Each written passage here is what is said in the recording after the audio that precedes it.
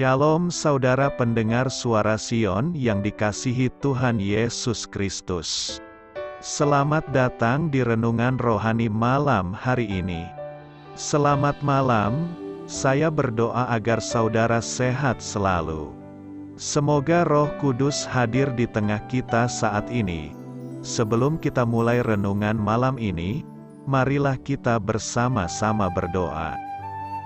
Bapa kami yang di surga, Bapa di dalam nama Tuhan Yesus Kristus, kami sungguh mengucap syukur, ya Tuhan, oleh karena Engkau sangat baik buat kami. Engkau ada bersama kami dan menopang hidup kami di siang hari dan di malam hari. Engkau ada bersama-sama dan menyertai kami. Tuhan, kami memuji dan bersyukur kepadamu pada malam hari ini, kami masih bisa berkumpul di rumah kami yang kecil ini. Tuhan, saat ini kami hendak mendengarkan firman-Mu. Berilah pengetahuan dan bimbinglah hamba-Mu ini agar apa yang Engkau firmankan dapat bekerja sesuai kehendak-Mu. Buat kami jemaat-Mu, bukalah hati dan pikiran kami untuk mendengar dan menerima firman-Mu. Kiranya firman-Mu ini dapat menjadi berkat bagi kami. Berbicaralah Tuhan, kami sudah siap menerima firman-Mu. Di dalam nama Tuhan Yesus Kristus kami berdoa dan mengucap syukur. Amin.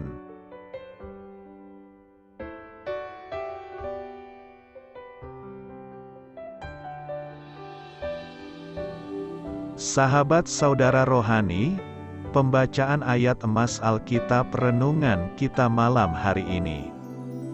Nats pilihan kita adalah, apakah manusia, sehingga engkau mengingatnya? Tertulis dalam kitab Mazmur 8 ayat 5, bacaan kita pada malam ini terambil dari kitab Mazmur 8. Untuk pemimpin biduan, menurut lagu, Gitit, Mazmur Daud, ya Tuhan, Tuhan kami, betapa mulianya nama-Mu di seluruh bumi, keagungan-Mu yang mengatasi langit dinyanyikan, dari mulut bayi-bayi dan anak-anak yang menyusu telah Kau letakkan dasar kekuatan karena lawan-Mu, untuk membungkamkan musuh dan pendendam. Jika aku melihat langit-Mu, buatan jari-Mu, bulan dan bintang-bintang yang Kau tempatkan, apakah manusia, sehingga Engkau mengingatnya? Apakah anak manusia, sehingga Engkau mengindahkannya? Namun Engkau telah membuatnya hampir sama seperti Allah, dan telah memahkotainya dengan kemuliaan dan hormat. Engkau membuat dia berkuasa atas buatan tangan-Mu, segala-galanya telah Kau letakkan di bawah kakinya, kambing domba dan lembu sapi sekalian, juga binatang-binatang di padang, burung-burung di udara dan ikan-ikan di laut, dan apa yang melintasi arus lautan. Ya Tuhan, Tuhan kami, betapa mulianya nama-Mu di seluruh bumi. Mazmur 8 ayat 1 sampai dengan ayat 10. Topik dari ayat emas renungan kita adalah, Allah mengasihi kita, bukan karena siapa kita namun karena siapa Dia. Mari kita mulai renungan malam kita. Judul renungan kita hari ini adalah, Siapakah Saya? Kisah inspiratif, lagu yang berjudul Who Am I? Atau Siapakah Saya? Karangan Mark Hall dari kelompok musik Casting Crowns, dimulai dengan kalimat demikian, siapakah diri saya, sehingga Tuhan segala bumi ingin mengetahui nama saya, ingin merasakan luka yang saya alami. Dalam lagu ini, Hall membandingkan hidup kita dengan bunga yang cepat layu, yang muncul hari ini dan lenyap keesokan harinya seperti setitik uap air di udara. Ia merenungkan, apabila kita mengerti betapa kecilnya kita sebenarnya dan betapa luar biasanya Allah, maka kasih Allah akan menjadi lebih besar bagi kita. Saya kemudian teringat akan pertanyaan Daud dalam Mazmur 8, saat ia merenungkan langit, bulan, dan bintang. Ia merasa takjub oleh Allah alam semesta yang menciptakan dan menopang semuanya itu. Dalam perasaan kagum, ia melontarkan pertanyaan, "Apakah manusia, sehingga engkau mengingatnya?" Mengapa kita menjadi objek kasih, perhatian, dan pemikiran Allah? Dalam lagunya, Hall menjawab pertanyaan itu dengan, "Bukan karena siapa saya, namun karena apa yang telah engkau lakukan. Bukan karena apa yang telah saya lakukan, namun karena siapa engkau." Siapakah Allah? Dia adalah kasih. Apakah yang telah Allah lakukan?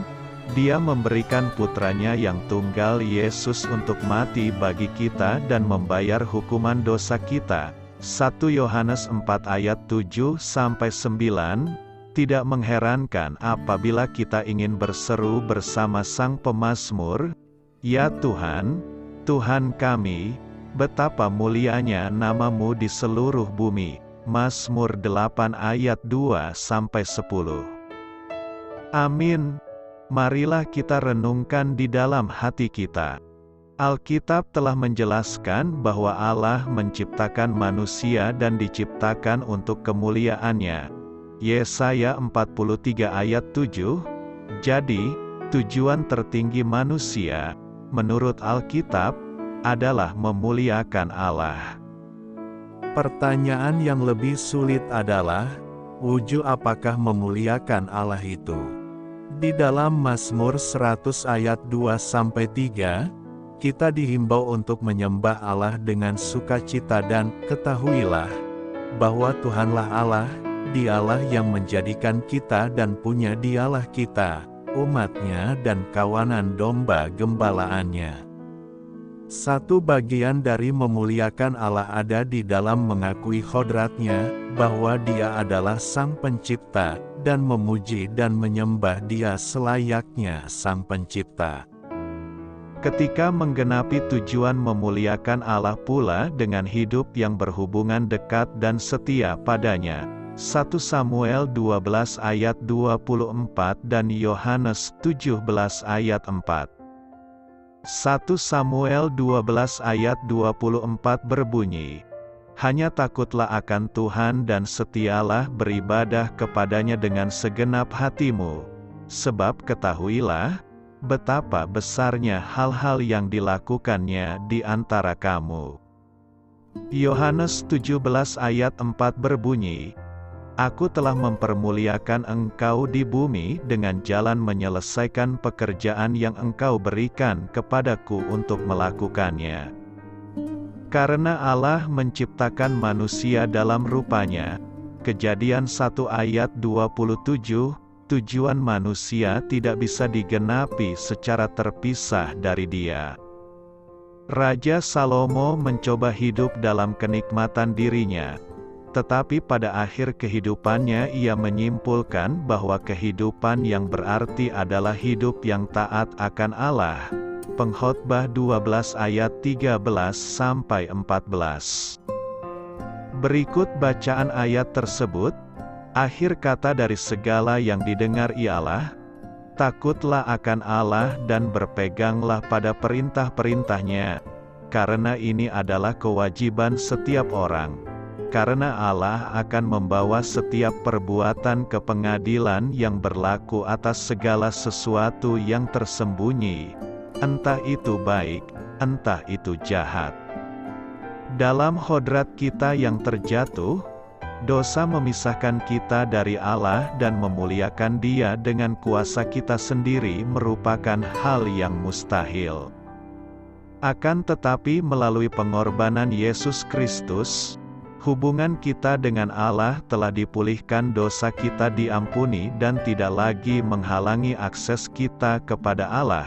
Roma 3 ayat 23-24, ayat tersebut berbunyi, "Karena semua orang telah berbuat dosa dan telah kehilangan kemuliaan Allah, dan oleh kasih karunia telah dibenarkan dengan cuma-cuma karena penebusan dalam Kristus Yesus. Kita dapat memuliakan Allah karena Ia yang telah memberi kami kemuliaan terlebih dahulu. Raja Daud menuliskan di dalam Mazmur 8 ayat 4-5, "Apakah manusia, sehingga engkau mengingatnya? Apakah anak manusia, sehingga engkau mengindahkannya? Namun engkau telah membuatnya hampir sama seperti Allah, dan telah memahkotainya dengan kemuliaan dan hormat. Engkau membuat dia berkuasa atas buatan tanganmu, segala-galanya telah kau letakkan di bawah kakinya." Ungkapan ini juga diulangi dalam kitab Ibrani 2 ayat 6-8. Ayat ini menjelaskan bahwa ada tujuan lain yang telah diberikan Allah kepada manusia. Penguasaan bumi, Kejadian 1 ayat 28-29, ini pula dapat digenapi dengan hubungan yang benar dengan Allah. Semakin kita mengenal pencipta kita dan semakin kita mengasihi Dia. Matius 22 ayat 37-38. Semakin kita akan mengerti tentang diri kita dan apa tujuan kita. Kita diciptakan untuk memuliakan Dia. Allah mempunyai rancangan dan tujuan khusus bagi setiap kita. Yeremia 29 ayat 11. Akan tetapi kita dapat menyimpulkan bahwa apapun rancangan itu, pastinya akan berakhir dengan kemuliaannya. Amsal 3 ayat 6 dan 1 Korintus 10 ayat 31. Doa saya menyertai saudara sekalian. Saya memberkati Anda agar sewaktu Anda mencarinya dari Dia, Bapa Surgawi Anda akan memberikan bagi Anda roti harian Anda. Dalam nama Yesus Kristus, Tuhan yang berkuasa atas alam semesta dan menuntun kita kepada iman yang menyelamatkan, Tuhan Yesus menyertai senantiasa. Terima kasih sudah berkenan mendengarkan renungan malam saudara rohani. Tuhan memberkati. Amin.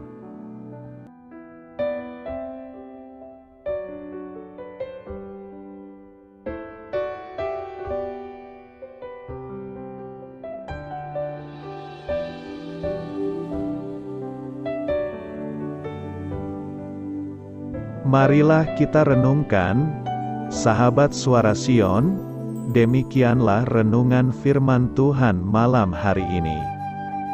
Semoga menjadi berkat di dalam hidup kita dan menjadikan kita pribadi yang lebih baik. Sebelum kita beristirahat pada malam hari ini, marilah kita berdoa. Bapa kami yang di surga, Bapa di dalam nama Tuhan Yesus Kristus, kami sungguh mengucap syukur, ya Tuhan, oleh karena Engkau sangat baik buat kami. Engkau ada bersama kami dan menopang hidup kami di siang hari dan di malam hari. Engkau ada bersama-sama dan menyertai kami, ya Tuhan Yesus. Kami mengucap syukur untuk firman-Mu, ya Tuhan, yang memberikan kami kekuatan dan menyadarkan kami bahwa kami tidak perlu takut dengan gelap dan malam. Sebab Tuhan, Engkau ada bersama kami. Engkau melindungi kami dan menjadi perisai bagi kami hamba-Mu berdoa saat ini.